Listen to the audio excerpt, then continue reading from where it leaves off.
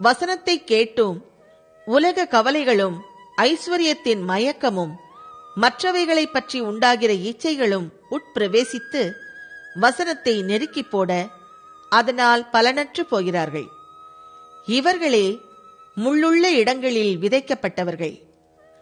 வசனத்தை கேட்டு ஏற்றுக்கொண்டு 130, 160, 100 பலன் கொடுக்கிறார்கள். இவர்களே நல்ல நிலத்தில் விதைக்கப்பட்டவர்கள் என்றார்.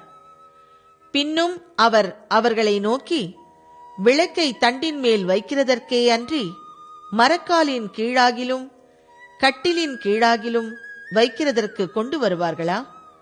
வெளியரங்கமாகாத அந்தரங்கமும் இல்லை, வெளிக்கு வராத மறைபொருளும் இல்லை. கேட்கிறதற்கு ஒருவன் காதுள்ளவனாயிருந்தால் கேட்கக் கடவன் என்றார். பின்னும் அவர் அவர்களை நோக்கி, நீங்கள் கேட்கிறதை கவனியுங்கள். எந்த அளவினால் அளக்கிறீர்களோ அந்த அளவினால் உங்களுக்கும் அளக்கப்படும். கேட்கிற உங்களுக்கு அதிகம் கொடுக்கப்படும். உள்ளவன் எவனோ அவனுக்கு கொடுக்கப்படும், இல்லாதவன் எவனவனோ அவனிடத்தில் உள்ளதும் எடுத்துக்கொள்ளப்படும் என்றார். வசனம் 26.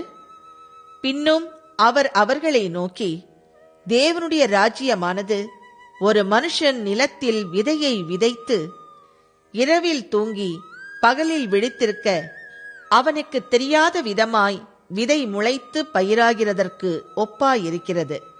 எப்படி என்றால், நிலமானது முன்பு முளையையும் பின்பு கதிரையும் கதிரிலே நிறைந்த தானியத்தையும் பலனாக தானாய் கொடுக்கும். பயிர் விளைந்து அறுப்புக்காலம் வந்தவுடனே அறுக்கிறதற்கு ஆட்களை அனுப்புகிறான் என்றார். பின்னும் அவர் அவர்களை நோக்கி, தேவனுடைய ராஜ்யத்தை எதற்கு ஒப்பிடுவோம்? அல்லது எந்த உவமையினாலே அதை திருஷ்டாந்தப்படுத்துவோம்? அது ஒரு கடுகு விதைக்கு ஒப்பாயிருக்கிறது. அது பூமியில் விதைக்கப்படும் போது பூமியில் உள்ள சகல விதைகளிலும் சிறிதாயிருக்கிறது. விதைக்கப்பட்ட பின்போ அது வளர்ந்து சகல பூண்டுகளிலும் பெரிதாகி ஆகாயத்து பறவைகள் அதனுடைய நிழலின் கீழ் வந்தடையத்தக்க பெரிய கிளைகளை விடும் என்றார்.